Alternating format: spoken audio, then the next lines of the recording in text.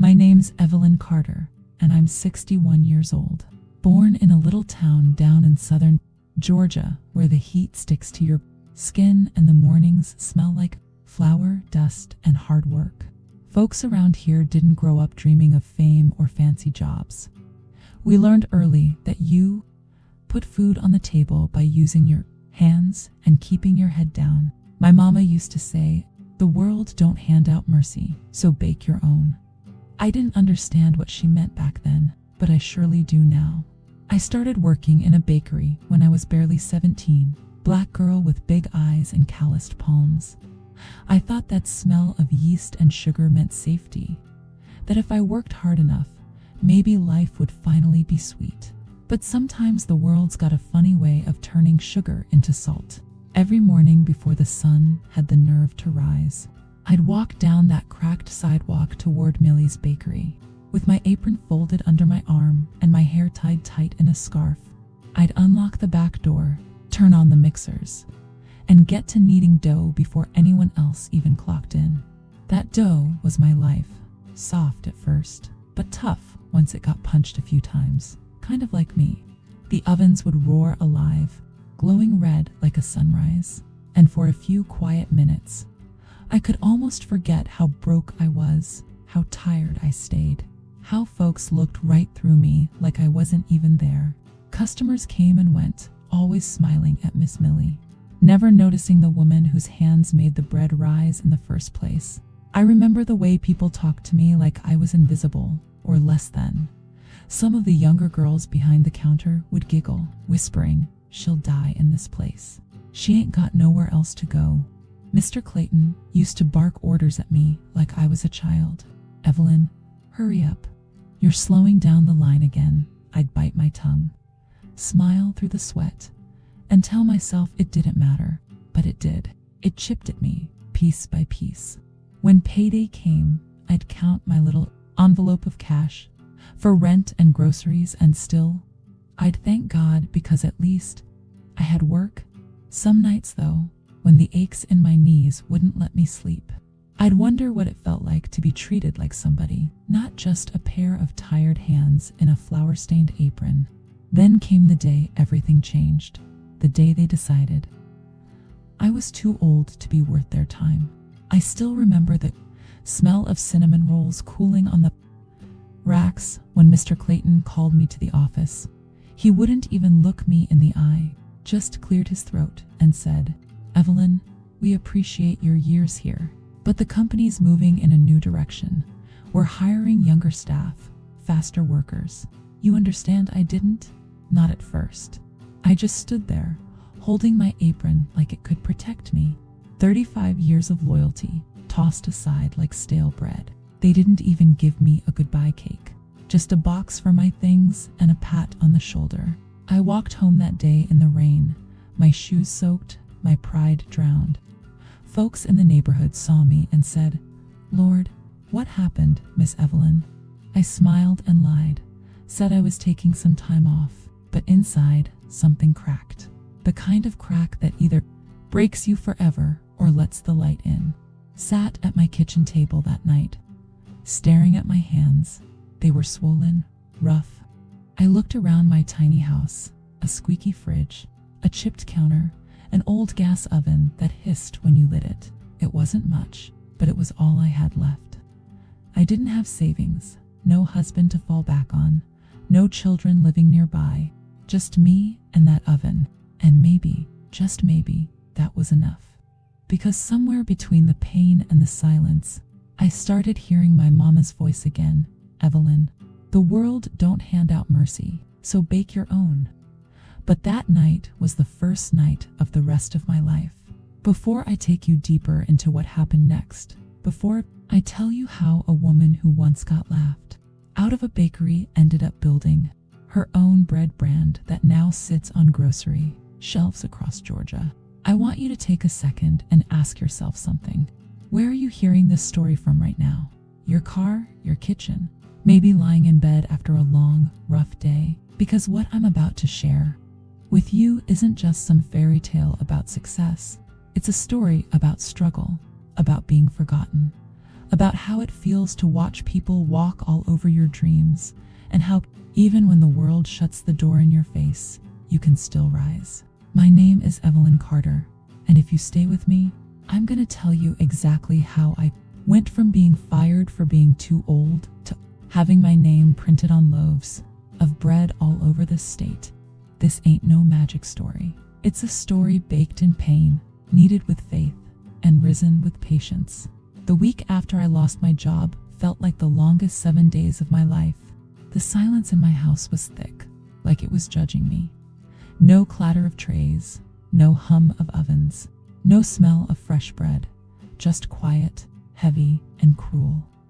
I'd wake up before dawn like I always did, then realize I had nowhere to go. That's the worst part about losing something you gave your whole life to. Don't know how to stop doing it. My hands would twitch for the rolling pin. My feet would ache to walk to work. I'd sit at my small kitchen table, stare out the window, and think about all the times I could have left. All the times I stayed because I believed loyalty still meant something. I was angry, hurt, and embarrassed all at once. Folks in town started whispering, "You heard they let Evelyn go. Guess she finally slowed down." Some even laughed when they saw me buying cheap bread from the store. One woman, someone I'd known since childhood, looked right at me and said, "Ain't it something? You baking all your life and still can't afford your own loaf." I smiled, but that one stung deep. I spent a few days crying, if I'm honest. There's no shame in tears. They wash the dust off your soul. But one morning, after a night full of prayers and worries, I stood in my kitchen, looked at that old oven, and said out loud, "If nobody's gonna hire me, I'll hire myself." It sounded crazy at first. I didn't have fancy tools or mixers, just a few pans, a bag of flour, and my mama's old wooden spoon. But I had heart. So I tied up my scarf, rolled up my sleeves, and got to work. The first thing I made was honey wheat bread, my favorite. I mixed it slow, like a prayer, each stir whispering, "Lord, let this rise." When I pulled those loaves out, the whole house filled with the smell of home, warm, sweet, and alive. I sat down, broke off a piece, and cried again. Not out of sadness this time, but because for the first time in weeks, I felt purpose breathing back into me. Then came the idea, small, fragile, but powerful. I wrapped a few loaves in foil, walked down to the church on Sunday, and handed them out. "Just something I made," I told the ladies in the choir. They tasted it. "Evelyn, this bread is heaven. You selling these?" I shook my head, but something inside whispered, "Why not?" The next Sunday, I brought more. Then the deacon asked if I could make 10 loaves for the church breakfast. By the third week, folks were showing up early, asking if Miss Evelyn brought her bread again. My kitchen turned into a tiny bakery overnight. The smell of dough and yeast came back to my mornings, this time without anyone shouting orders or timing my hands. Still, it wasn't easy. The bills didn't stop coming, and neither did the whispers. Some neighbors said, "She'll think she a businesswoman now." Others laughed, "Ain't nobody buying homemade bread in this economy." But I didn't answer them. I just kept baking. I sold my first loaf for $3. It felt like a million. That first dollar bill is still tucked in my Bible, right next to Mama's favorite verse. Do not despise these small beginnings. Every time I looked at it, I reminded myself that success don't show up in a crowd. It starts in the quiet. When you decide not to quit, I baked from sunrise to sunset, my old hands aching but steady. I learned how to stretch a bag of flour like it was gold. I didn't have labels, just brown paper and a marker. I'd write Miss Evelyn's homemade bread in my shaky handwriting and tape it shut with hope. The funny thing is, that hope tasted better than any bread I'd ever baked at Millie's. I didn't know it yet, but that little kitchen, with its squeaky floor, cracked counters, and second-hand oven, was the birthplace of my second chance. Every loaf I made carried a piece of my story, every crust a reminder that I was still standing. I wasn't just baking bread anymore. I was baking my way back to life. It's funny how blessings sometimes sneak in through the back door, quiet and shy, like they don't want to wake you. That's how it felt those first few months when folks started showing up to my house just to buy my bread. Word spread faster than I ever imagined. Miss Ruby from the choir told her sister in the next town, who told her pastor, who told the church ladies over there. Before long, I had strangers knocking on my door saying, "You, the bread lady everyone's talking about?" At first, I didn't even know how to act. I'd wipe the flour from my hands, smile shyly, and tell them, "Yes, baby, that's me." But inside, I was nervous. I didn't have no business license, no packaging, no fancy kitchen. Just me, my oven, and faith that what I was doing was right. I wasn't sure if it was even legal to sell from home like that, but I prayed on it, and every morning I woke up to new orders. So I figured that was my answer. Soon my little kitchen couldn't keep up. The table that once held my bills and worries was now stacked high with dough bowls, measuring cups, and flour bags. I'd start at 5 in the morning and finish after midnight, my feet swollen and my back screaming, but my spirit was alive again. Every time I saw someone bite into my bread and smile, I felt a little piece of myself heal. I was tired, but it was the good kind of tired. The kind that means you're building something that's yours. I used to hum gospel songs while I worked, the same ones Mama sang when she was hanging laundry on the line. There was something holy about those long days. Like God himself was standing over my oven saying, "Keep going, Evelyn. You ain't done yet." But success, even the small kind, comes with new problems. My light bill went up from running the oven so long, and the gas man warned me that old stove wasn't built for heavy use. I didn't have enough trays, enough pans, or even enough space to cool all the loaves. I tried borrowing some from neighbors, but folks started talking again. "She thinks she's somebody now," they'd whisper. One lady down the block even told people I was using store-bought dough, saying, "Ain't no way that old woman makin' all that bread herself." Those words hurt. But I'd already learned that when you start rising, people get uncomfortable watching you climb. Then came the day I almost gave up. I had 30 orders due for a local church fundraiser. I stayed up all night baking, and just when I was on the last batch, the flame died out. I panicked, tried lighting it again, but nothing. My heart sank. I sat right there on the kitchen floor with flour all over my face and tears rolling down. I said, "Lord, I can't do this no more." But then I thought about all the people counting on me, all the loaves cooling on the counter, and something inside whispered, "Don't you dare quit now." I called my neighbor, Mr. Lewis, an old retired handyman, and begged him to look at it. He came right over, poked around, and said, "Evelyn, you need a new one." I told him I didn't have the money, and he said, "Then you better pray up some blessings, because folks out there waiting for that bread." And that's exactly what I did. That night, I went to bed crying, but the next morning when I opened my door, there was a box sitting on my porch. Inside was a brand new oven, still in the packaging, with a note that read, "For the best bread I ever tasted from the congregation of New Light Baptist Church." I broke down right there on my porch, holding that note to my chest. It felt like God himself was saying, "See, I told you I'd take care of you." I installed that oven, wiped my eyes, and got right back to baking. That same week, I started writing down my recipes in a notebook, thinking maybe one day I'd have to teach somebody else how to do this. I didn't know I was laying the foundation for a business.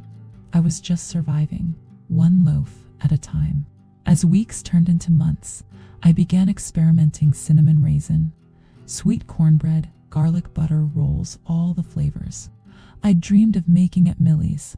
I started printing small labels at the library, just black and white stickers that said Evelyn's homemade goodness. Every loaf sold out faster than the last.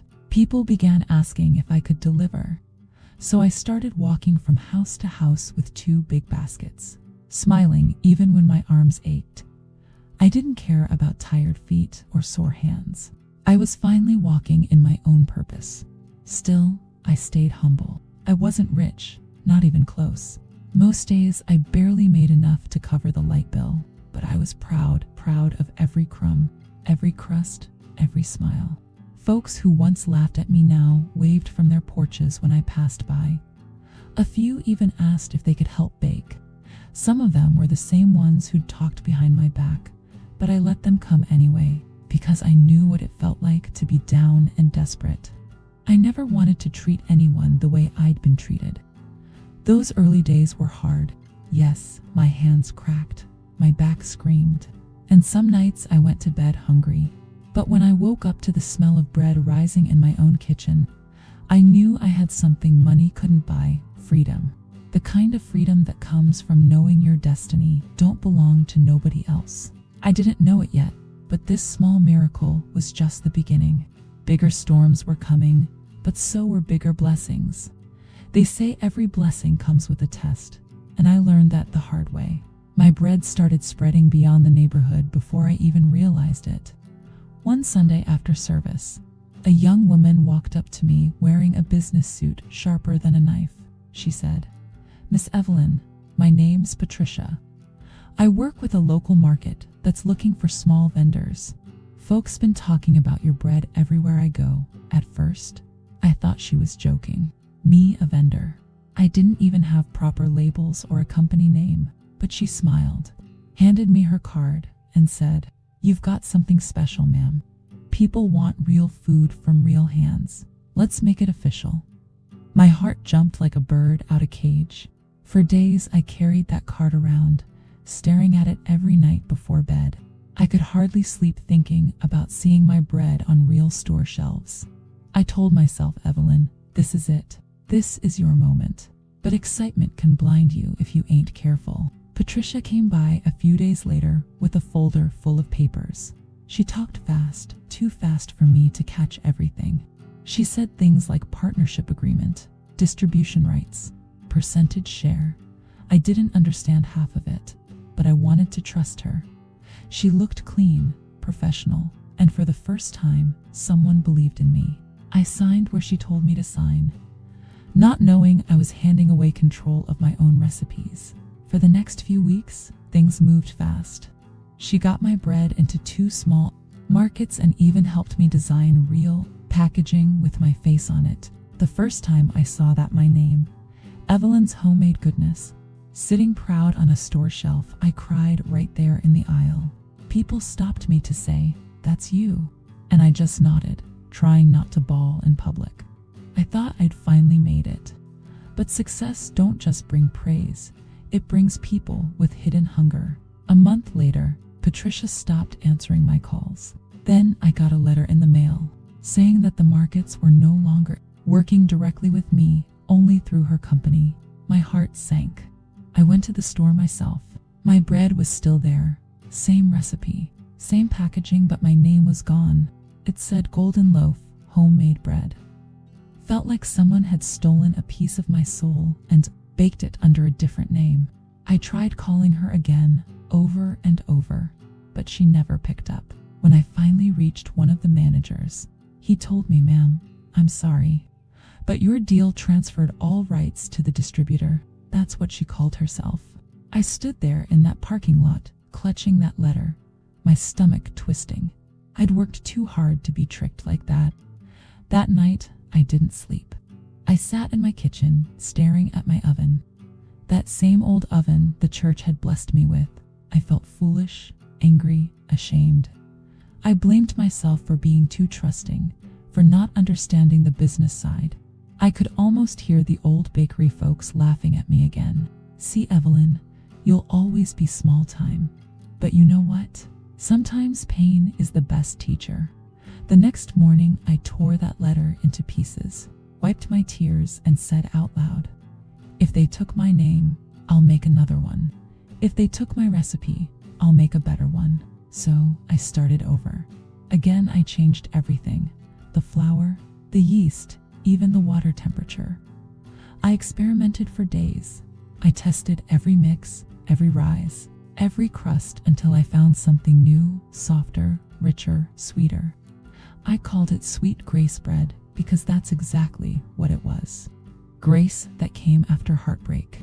I started selling again, this time with a little sign outside my house that read "Homemade" by Evelyn Carter. I didn't need permission or fancy contracts, just faith and hard work. Folks who knew the story started coming back, saying, "We heard what they did to you, Miss Evelyn. We ain't buying that other bread no more." Within weeks, my front porch was full of customers again. The people brought loyalty, and God brought growth. Of course, life didn't suddenly get easy. My bills were still stacked high, and the money from bread sales wasn't much after buying ingredients. But something inside me had changed. I wasn't scared anymore. I'd been through humiliation, lies, and betrayal, and I was still standing. I started writing down everything I learned: how to price loaves, how to talk to vendors, what contracts to avoid. Every night before bed, I'd whisper, "You're not done yet, Evelyn. You just got started." I knew deep down that this setback wasn't the end. It was the kneading. You can't make good bread without pressure, and you can't make a strong woman without pain. That year taught me one of life's biggest lessons. Never hand your recipe to someone who hasn't tasted your struggle. When I started again, I didn't have a single dollar for fancy packaging or ads. What I had was my kitchen and a name that still meant something on my street. Every morning, I'd wake up before sunrise and start baking. The smell of fresh bread would float down the block, wrapping around folks like a soft blanket. It wasn't long before people started knocking, sometimes before I even put on my apron. I'd open the door and hear, "Miss Evelyn, you got any of that sweet grace left?" They'd pay in cash, sometimes with coins, sometimes with whatever they had, but I didn't turn anyone away. I'd smile, hand them a warm loaf, and say, "Tell your neighbor, I'm still here." That's how word spread again, not through ads or fancy posters, but through the mouths and hearts of good people who believed in me. One afternoon, a man named Raymond, a retired postman, came by and said, "Miss Evelyn, you ever think about putting a sign up downtown?" I laughed and told him, "Raymond, I barely got enough money to buy yeast, let alone rent a sign." He grinned and said, "I didn't mean rent one. I'll paint it myself." And that's how it began. The next day, he brought over a big wooden board, painted cream with brown letters that read, "Sweet Grace, Bakery, Fresh Bread, Daily." We nailed it right outside my front yard. And that simple sign turned my home into a landmark. Folks driving by would slow down just to ask, "Is this the place with the good bread?" It felt like a new beginning, one made of sweat, community, and second chances. As months passed, I learned things I never thought I'd need to know: bookkeeping, pricing, ordering ingredients in bulk. My grandson helped me make a small page online, and Lord, I didn't even know people could order bread through the internet. Before long, I was mailing loaves to folks in other states. The first time I wrapped up a box to send to Atlanta, I cried a little, not out of sadness, out of pride. I thought about that little girl who used to wash bakery pans for $1 an hour, and how she'd never imagine her own bread traveling across state lines. Every loaf carried my story, my faith, my redemption, all baked into its crust. But just as the orders grew, so did the challenges. My oven started giving up on me, the heat uneven, the timer stuck. I knew it was only a matter of time before it broke down completely. For days I tried fixing it myself with tape and prayer, but it was no use. One evening I sat on the floor beside it, exhausted and scared. I whispered, "Lord, I'm trying so hard, but I can't do this alone." And I swear, sometimes prayers don't echo, they answer. The next morning, there was a knock at my door. It was Deacon Miller from church. He said, "The congregation heard your story, Sister Evelyn. We took a collection. Go get you a new oven." I cried so hard I could barely thank him. It wasn't just an oven they gave me. It was faith made real. That new oven became my miracle. It baked faster, better, and never burned a loaf. My kitchen turned into a full-time bakery, with my niece helping me knead and my neighbor handling deliveries. The air around my house smelled of butter and blessings. Sometimes I'd step outside and see folks lined up on my porch, laughing and chatting while waiting for their orders. I used to look at them and think, this right here, this is success. Not the kind that sits in a bank, but the kind that fills hearts. I may not have had a fancy building, but I had something better. A business built on love, loyalty, and faith. Every night, before turning off the lights, I'd whisper to myself, they took your name once, but they can't take your spirit. And with each sunrise, I'd tie my apron, roll the dough, and remind myself that sometimes the sweetest victories come after the hardest burns. It started with a newspaper article. One of my customers, a young woman named Clarissa, told me she worked part-time at the local paper. She asked if she could write a small piece about me. Just something for the Sunday edition, with that bright smile only young folks have. I told her sure, why not? Didn't think much of it, but Lord, the way that one story changed everything still gives me chills. The headline read, "From fired baker to hometown hero, Evelyn Carter's sweet Grace bread inspires Georgia." She even put a picture of me standing by my old oven, flour on my apron, smiling like I'd just won the lottery. The next morning, I woke up to the sound of cars honking outside. When I stepped onto my porch, there were people lined up halfway down the block, folks from towns I couldn't even pronounce. I stood there in my robe, hand over my heart. What in the world is happening? That week, I baked more bread than I ever had in my life. I ran out of flour twice, burned through all my sugar, and still couldn't keep up. People didn't just want to buy my bread. They wanted to meet me. They wanted to shake my hand, take pictures, hear my story. Some of them cried while talking to me, saying, "Miss Evelyn, you give me hope." That hit me hard. I never thought I'd be anybody's inspiration. I was just a tired woman trying to survive. But that's when it clicked. My story wasn't just mine anymore. It belonged to everyone who'd ever been told they weren't enough. Then one afternoon, I got a call from a man named Marcus Brown, a regional manager for a grocery chain I'd only ever seen on TV. He said, "Mrs. Carter, we heard about sweet Grace. We'd love to talk about putting your bread in our stores." My mouth went dry. I almost dropped the phone. Me on store shelves. It sounded unreal. He came by the next week well-dressed, polite, all business. He said the company could handle packaging, shipping, marketing, everything. All I'd need to do was give them the recipe. Now, that right there was the hardest moment of my life. I looked at that contract and felt a storm in my chest. That recipe wasn't just flour and honey. It was every tear, every prayer, every night I'd stayed up counting pennies. I didn't want to sell it off and see it turned into something cold, something without soul. I told Marcus's son, "I appreciate the offer, but I can't give you my heart on paper." He tried to convince me, said I was turning down millions, but I smiled and told him, "Baby, I already got what money can't buy, peace." That night, I sat on my porch with a cup of sweet tea, watching the sun go down behind the magnolia trees. The same sky I used to cry under now looked like a promise kept. For once, I didn't feel small or scared. I felt grounded, like I finally belonged to my own story. I whispered, "Lord, I might not be rich, but I'm proud." And for the first time in decades, that was enough. After that call with Marcus, something inside me changed. For years, I thought success meant dollar signs and shiny buildings, but that night, I realized it meant freedom. The freedom to do what I love without losing who I am.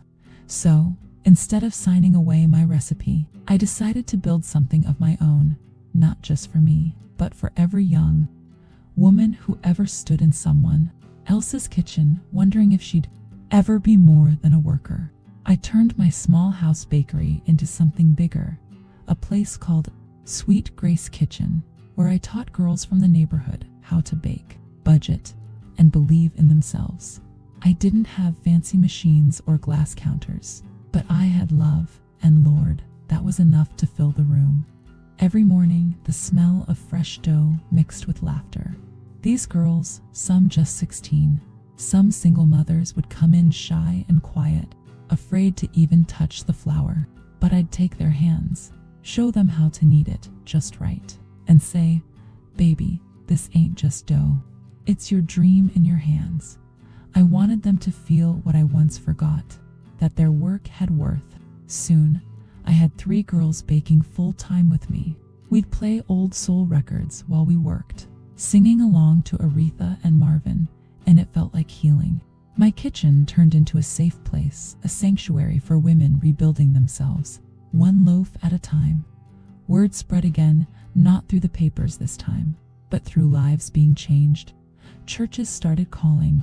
Schools invited me to speak. I never thought folks would want to hear me talk. I was just a baker, not a preacher. But every time I stood in front of those young faces, I told them the truth. They may laugh at you now. They may call you broke or useless. But one day, they'll remember the sound of your name. And that always brought the room to tears, not because I was anyone special, but because they saw themselves in me. Within a year, Sweet Grace Kitchen wasn't just a bakery, it was a movement. Local restaurants started buying from us, and my girls began running the morning shifts on their own. I'd sit by the window sometimes, watching them laugh and hustle, and I'd feel this quiet pride bubbling up inside. This was bigger than bread now. This was legacy. I wasn't just baking loaves, I was baking confidence, second chances, and self. The same world that once told me I was too old was now watching a new generation rise because I didn't give up. And every time I saw one of those girls hand a customer a warm loaf, smiling like I used to, I thought to myself, this is how God works. He takes what was meant to break you and uses it to build others. I used to think the oven was my whole world. Now I realized it was just the beginning of something divine. It was a Thursday morning when everything changed again. I was rolling dough with one of my girls when the phone rang.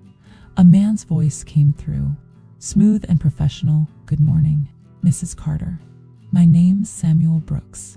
I'm a producer with Southern Living TV. We've heard about Sweet Grace Kitchen and would love to feature your story." I froze. I thought maybe it was a prank. I said, "Son, you sure you got the right Evelyn Carter? 'Cause this old woman here ain't never been on no TV." He laughed kindly and said, "Ma'am, trust me, the world needs to see what you're doing." I hung up the phone and just stood there, staring at my flour-covered hands. Tears started rolling before I could stop them. I'd spent my whole life being invisible, and now, suddenly, people wanted to see me. The TV crew came 2 weeks later.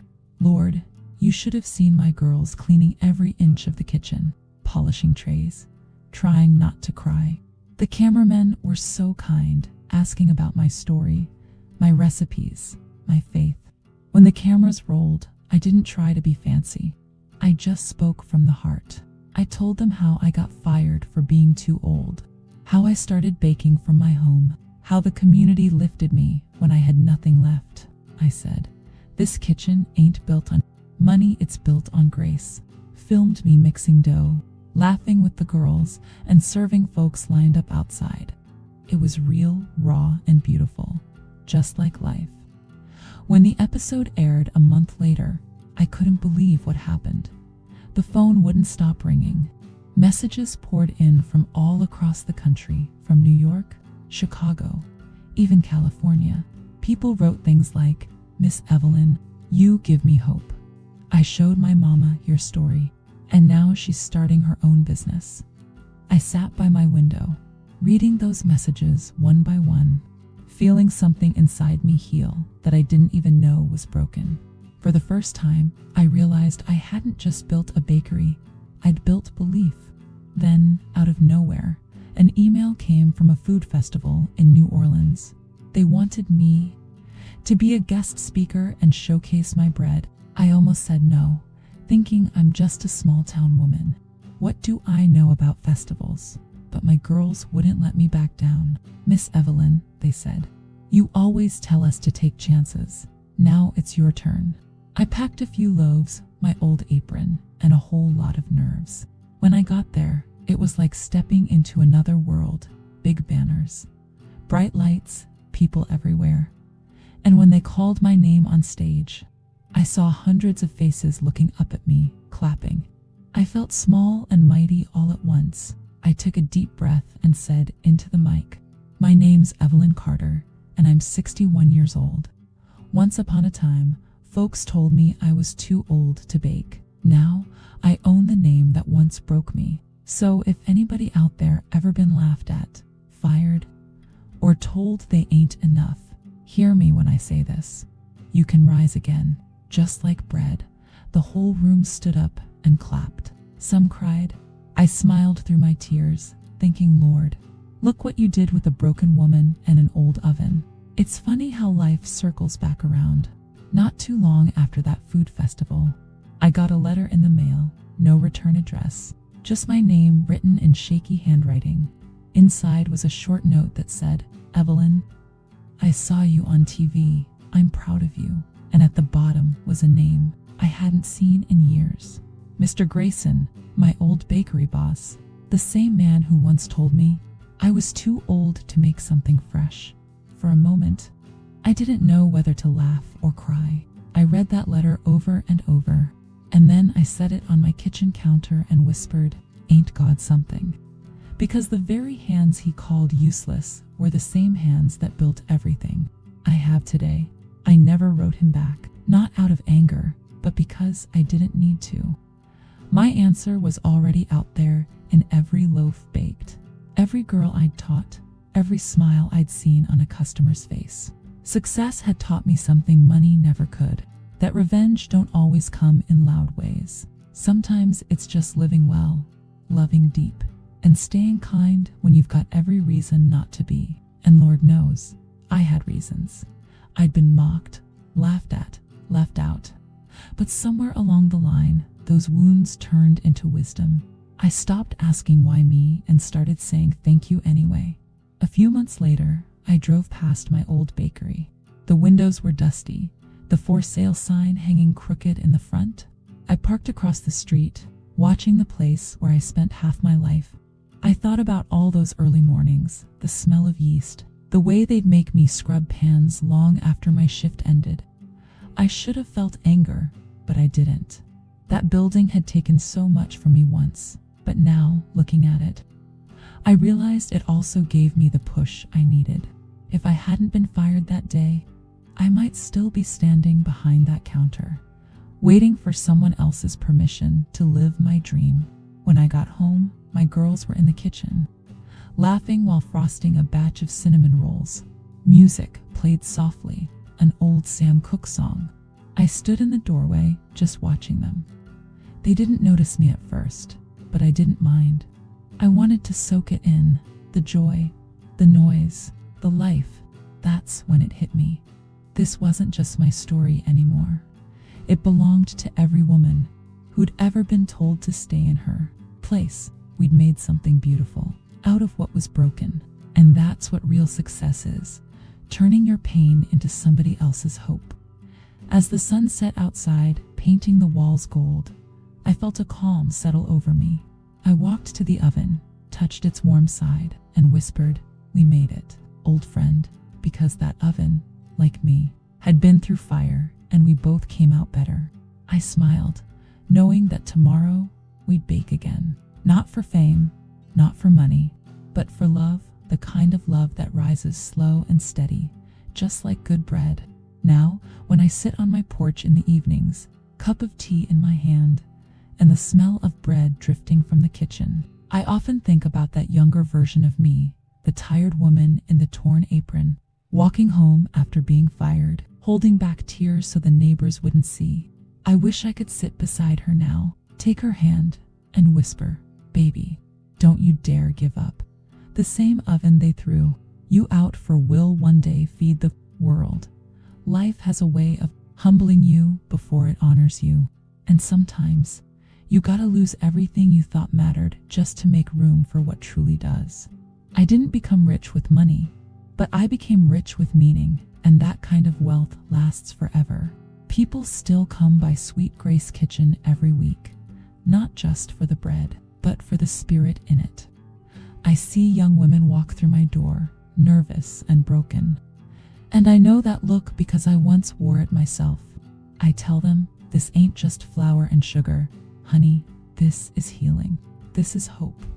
And when I see them smile for the first time in a long time, I thank God for letting me live long enough to see the harvest from the seeds I once planted in pain. You see, every loaf tells a story, and mine started in a bakery that didn't believe in me, but it ends here, in a kitchen that believes in everybody.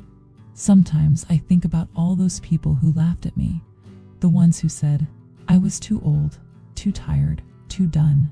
I don't hate them. In a strange way, I thank them, because their doubt became my fire. Their laughter became my rhythm. Every no they threw at me became another reason to rise. I didn't just prove them wrong. I proved to myself that broken women still bake miracles. And maybe that's what life's really about. Not how many times you fall, but how many times you rise. Even when your hands are covered in flour and your heart feels heavy. So if you're listening to me right now, wherever you are, maybe sitting in your car after a long shift, or lying in bed wondering if you'll ever catch a break, I want you to remember my words.